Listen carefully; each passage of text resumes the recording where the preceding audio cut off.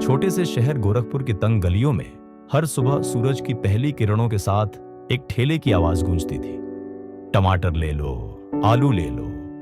ये ठेला चलाते थे रामलाल और उनके साथ होता था उनका 16 साल का बेटा आरव। आरव का जीवन साधारण था। सुबह पापा के साथ सब्जियां बेचना, दिन में सरकारी स्कूल जाना और रात को छत पर बैठकर सपने देखना।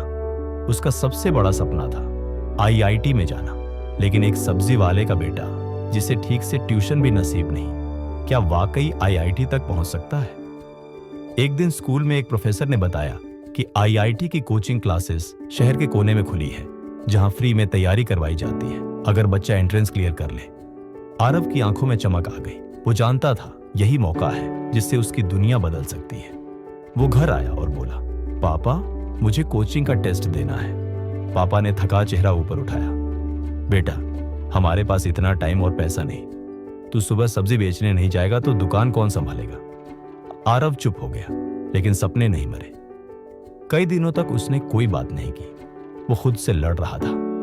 क्या वाकई उसके जैसे किसी के लिए बड़ा सपना देखना सही है? उसे लगता था सपने अमीरों के होते हैं, गरीबों को तो बस गुजारा करना होता है। एक रात जब बिजली नहीं थी और पूरा मोहल्ला अंधेरे में था, आरव छत पर लेटा आसमान देख रहा था। उसने मन ही मन कहा, अगर चांद सबके लिए है तो सपने भी सबके हो सकते हैं। अगले दिन स्कूल में नई मैथ्स टीचर आई, अनुष्का मैम। उन्होंने आरव की कॉपी देखकर कहा, तुम्हारा कॉन्सेप्ट बहुत क्लियर है। क्या तुमने कोचिंग के लिए अप्लाई किया? आरव ने सिर झुका लिया। घर की हालत ऐसी नहीं है मैम। अनुष्का मैम मुस्कुराई, तुम्हारी मेहनत देखकर मैं तुम्हें खुद गाइड करूंगी। शाम को लाइब्रेरी आ जाना। और यहीं से शुरू हुआ उसका असली सफर।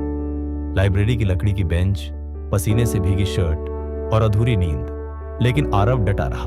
रोज सब्जी बेचने के बाद वो लाइब्रेरी में रात 9 बजे तक पढ़ता। शुरुआत में दिक्कत हुई, किताबें समझ नहीं आती, आंखें थक जाती। लेकिन वो खुद से बस एक बात कहता, अगर अब हार गया तो फिर कभी जीत नहीं पाऊंगा। 3 महीने बाद कोचिंग के एंट्रेंस का रिजल्ट आया। आरव सेलेक्ट हो गया था। उस दिन पहली बार उसके पापा की आंखों में आंसू थे, गर्व के आंसू। लेकिन चुनौतियां अभी खत्म नहीं हुई थी। कोचिंग में सब अमीर बच्चों के ब्रांडेड बैग थे और आरव के पास था सिर्फ एक पुराना झोला। जब मोबाइल में लेक्चर डाउनलोड करने की बात होती तो वो पापा का बटन वाला फोन दिखा देता और सब उस पे हंसते। कई बार खुद को दूसरों से छोटा समझने लगा। लेकिन अनुष्का मैम हमेशा कहती, तुम्हारी कहानी बाकी सबसे अलग है, इसलिए तुम जीतोगे। रात को नींद में भी सवाल हल करता था और सुबह फिर सब्जी की दुकान पर लग जाता। कुछ दिनों बाद आईआईटी जेईई का दिन आया। आरव ने कांपते हाथों से पेन उठाया। उसने खुद से कहा, मैं किसी से कम नहीं। हर सवाल को पूरी एकाग्रता से पढ़ा। जहां फंसता वहां अनुष्का मैम की आवाज गूंजती, डर से नहीं, दिमाग से लड़ो। यही सोचकर वो आगे बढ़ता गया। परीक्षा देकर बाहर आया तो चेहरे पर संतोष था। रिजल्ट वाले दिन पूरे मोहल्ले की सांसें थमी थी। और फिर मोबाइल पर मैसेज आया, ऑल इंडिया रैंक 432। पापा की आंखों में आंसू थे। उन्होंने आरव को गले लगाकर कहा, बेटा तूने हमारा नाम रोशन कर दिया। आरव को आईआईटी बॉम्बे में एडमिशन मिला।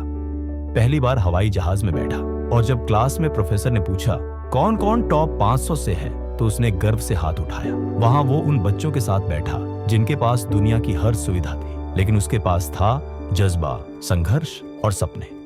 4 साल बाद आरव ने एक नामी टेक कंपनी में नौकरी पा ली। लेकिन उसने फैसला किया वो गोरखपुर लौटेगा। वहीं एक कोचिंग खोलकर उन बच्चों को पढ़ाएगा जिनके पास साधन नहीं पर सपना है। अब वो आरव नहीं, आरव सर बन चुका था।